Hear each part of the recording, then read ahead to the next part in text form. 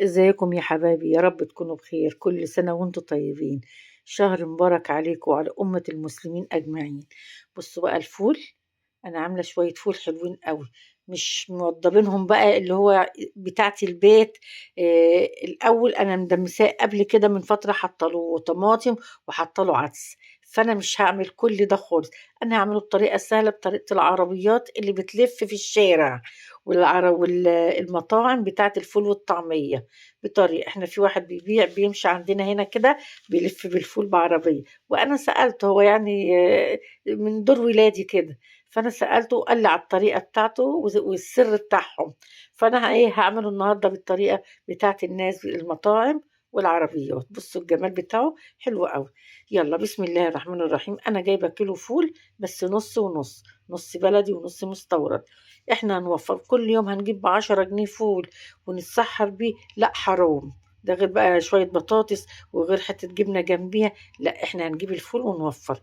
بصوا البلدي ده المستورد الحباية الصغيرة، والبلدي هي الحباية الكبيرة البيضة. اهي. بصوا انا منقياه.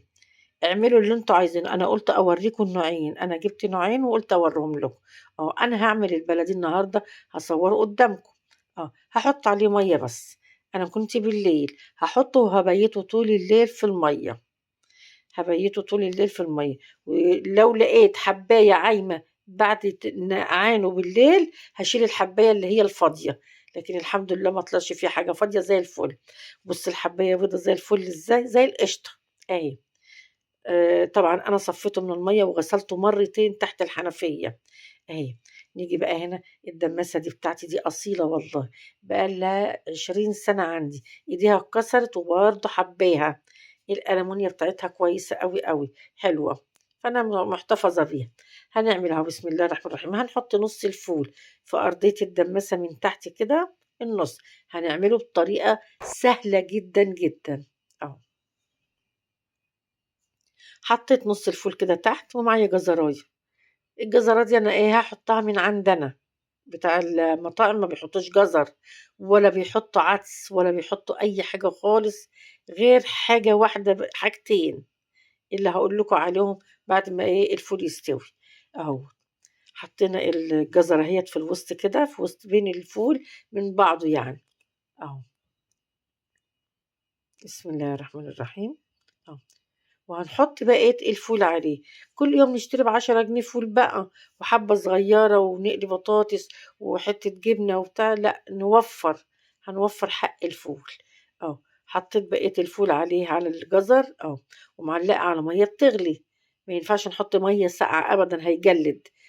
أنا مليت الدماسة كده.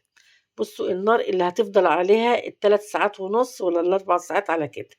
أنا هاعلّيها لغاية ما تغلي هاوطّي عليها. ومعايا براد فيه مَيّة ساقعة هاحطها. كل ما تغلي الدماسة كل ما تنقص هازوّد من البراد مَيّة. ما ينفعش تزوّدوا مَيّة ساقعة. عشان كده. قعد 3 ساعات ونص. الحروف اللي هي جوّه غامقة دي طبعًا المَيّة بتغلي وبتقل بيستوي الفول وبتقل، فبيغمق شوية معلش على المنظر يعني ده كده. أهي. فالمَيّة الساقعة ما ينفعش إن إحنا نزوّدها بمَيّة سخنة على طول. أنا معايا هنا ربع كوباية مَيّة ساقعة، ربع كوباية. حطيت معلقة نشا كبيرة. هو ده السر بتاع المطاعم وبتاع الناس اللي هي بتبقى في الشارع بتاعة العربيات اللي الناس بتفطر عليه. أنا هاحط صلصة، هُم بيحطوا لون أحمر غذائي بتاع أكل. هُم بيحطوا لون أحمر. أنا عاملاه قبل كده برضه على فكرة باللون الأحمر الغذائي. وكنت حاطة عدس بقى وحاطة طماطم وموضباه. المرة دي قلنا نعمله بالطريقة التقليدية بتاعة الناس الشعبية بتاعة مصر.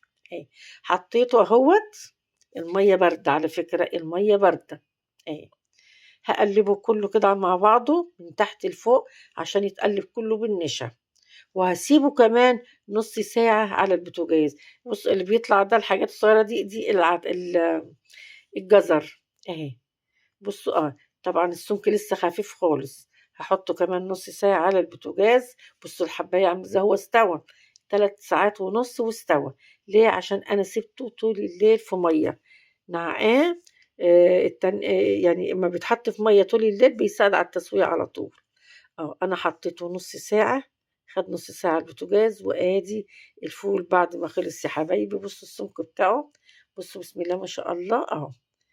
ده فول العربيات وفول المطاعم، وفول المطاعم بالطريقة التقليدية والمصرية. الأكلات بتاعتي كلها على اليوتيوب يا حبايبي كاملة، والتيك توك. كل سنة وانتم طيبين ورمضان كريم، يتعاد عليكم بالخير يا رب دايما، وعليكم وعلى أولادكم يا رب بالصحة والهنا. السلام عليكم ورحمة الله وبركاته. رمضان كريم.